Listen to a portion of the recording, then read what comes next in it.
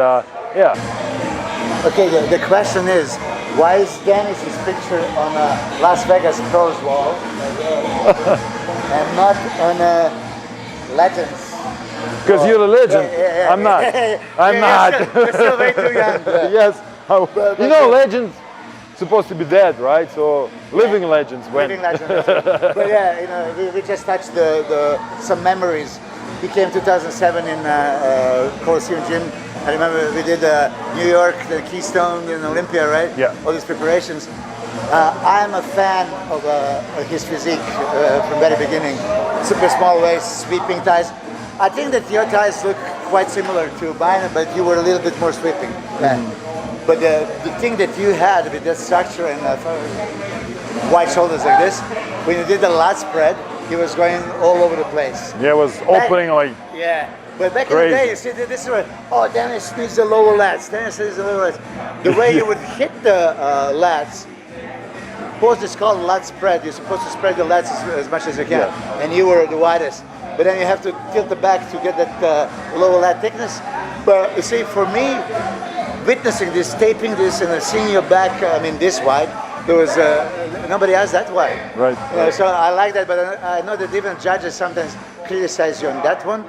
I think that was a strength, not weakness. So you cannot make like, you know, lats growing from your hip, right? So if they're started growing a little bit higher, so you just only can work on the lower back to make it look complete. So that's it. So the width that he had was mind-boggling. 2008, I was too dried out, over dieted, and you know, the carb loading didn't work. So it didn't pop. Yeah. See, so for you is that it's like you pop for an hour and then you must have pop or not. Yeah. So it was up and down, you know, like full, empty, full. But 2007, you were competitor number one. You were first one on the stage.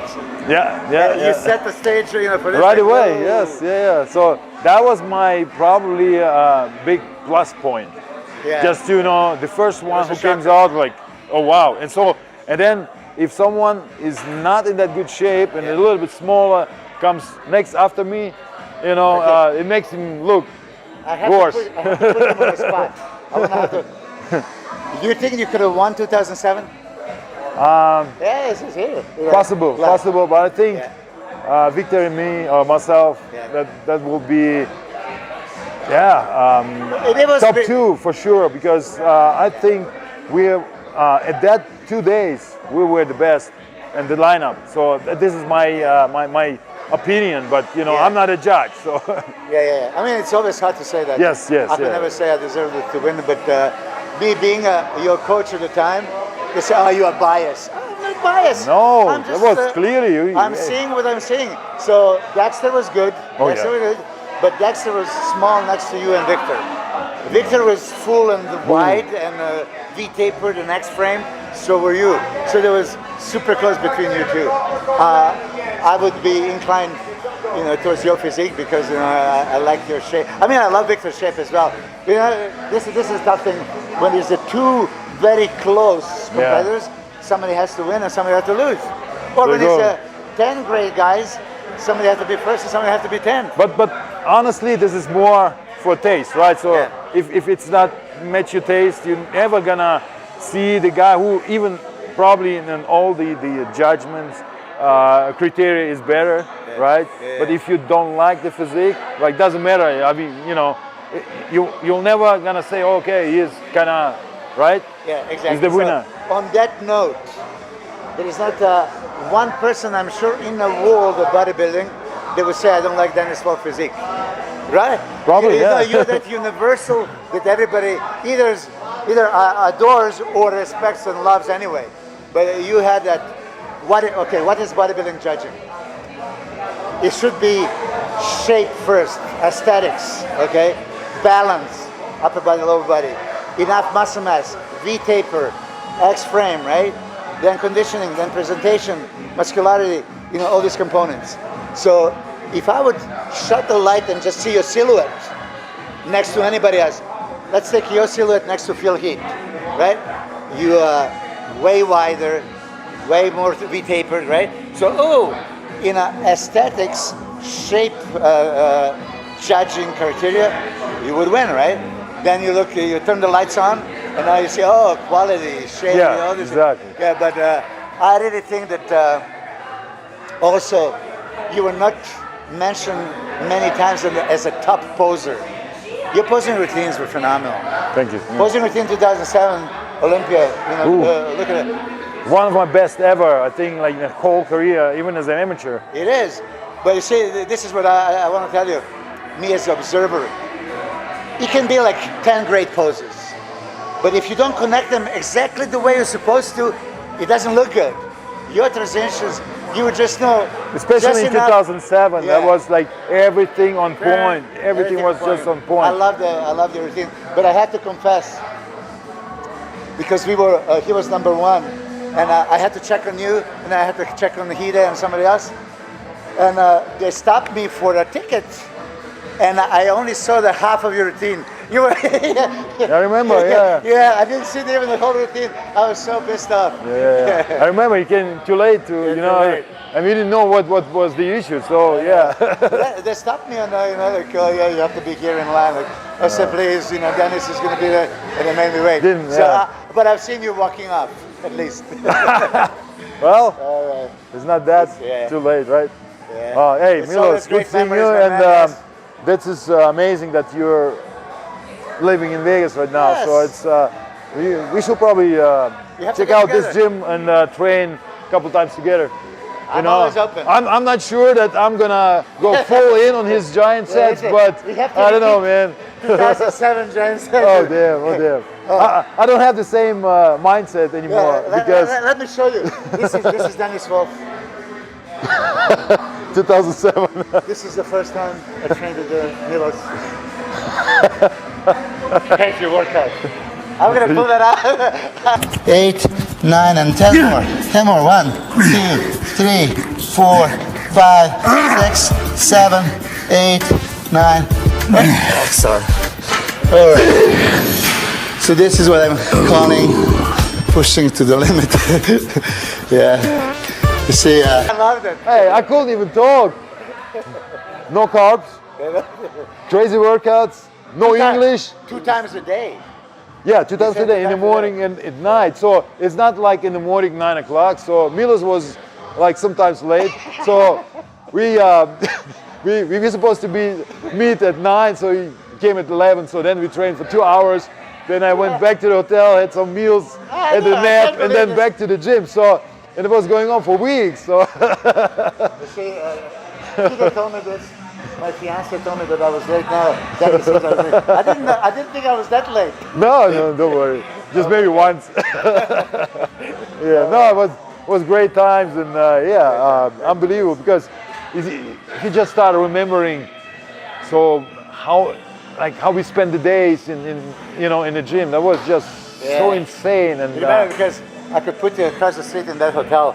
But then there was a busy, for I don't know how many days, so you have to be in a completely different one. Yeah, it was close to Disneyland. Yes, yeah, for like 2 days or so. Yeah. But everything. No, we stayed 2007 and 2007. The whole 2007 was. He told me that I was spent late for a workout in 2007. I can't believe it. So sorry. Okay, I publicly apologize. Don't worry, man. I publicly apologize. I just, maybe it was once or so, or twice or so. Maybe once or twice, or every day. No. Okay. But hey, we killed it at the gym that, back in the days with Milos.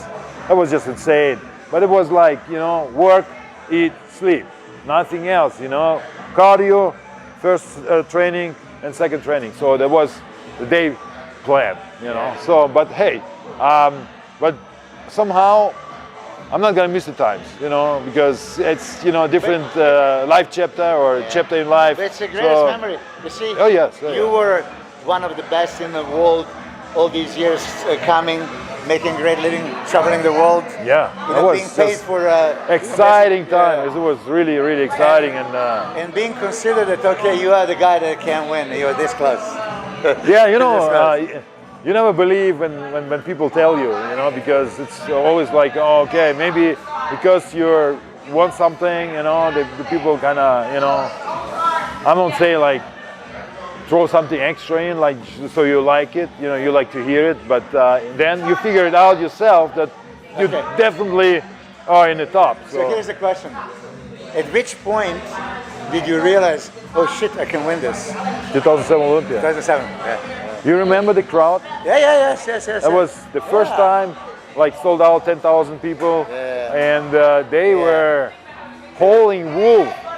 And damn, hey, that was crazy. That was a feeling. So crazy. Because I talk about it. I competed in the 90s. I never thought I can win with Flex, Kevin, Sean, Dorian, Nasser. No, man. You know, so I was going into shows just to be as good as I could possibly maybe squeeze in somewhere, right? But I said I didn't have that winner's mentality of, oh, I realized I can actually win this. So 2007, you know, out of nowhere, that, you know, 2006, you were like 15th, right? Yeah, 16. I didn't make the top 15. No, and then no. you go to 2007 into the top 5 that should have been top 3. You remember that the goal was to be in the top 10 because, you know, second time. Yeah, so being at the Olympia, competing at the Olympia for the second time in the row, right? Like for the second year in the row, you don't make plans to be in the top 5 or something, right? So top 10 was, that was achievement, yes. Yes. But top 6 was possibility. But as it was unfolding, it's like, oh my God. So after prejudging, before the finals, I had a Czechoslovakian TV coming to me and interviewing me. I said, what I think? I said, Jay, of course, doesn't deserve to win. It doesn't deserve to be in top 3. You know, that's what I said. That was at the time. And I love Jay. And he's, you know, I was talking this. There was between you, Dexter, and Victor, with me after prejudging saying, for me, Dennis is winning. And sometimes you just don't kind of spend so much time with your opponents, right? So, but now it's different. So now you start talking about old times, and it's mostly fun. It's mostly fun. Of course. I mean, Dennis James, Dennis Wolf, you know, 2 competitors on the stage. Dennis second, you third, right? But off the stage, you guys are best friends. Of course, yeah. And this is it. If I would train with Dennis and somebody else for the same show, I would want him to want to beat me. And if you would not even try, I would be insulted. Because this is changing your mentality. Because if you know you want to beat you want to beat him. So, and that's why you improve yourself. Yes. Bam, bam. Yeah, push each other to the limits and let the best man win, shake hands at the end. That's how it is. I'm just very honored to be a part of his journey. Thank you. Especially that, for me, doesn't matter. You were very good in many shows, but for me, 2007 Olympia, Dennis Wolf version was it. I agree. All right. Thank you, Milas.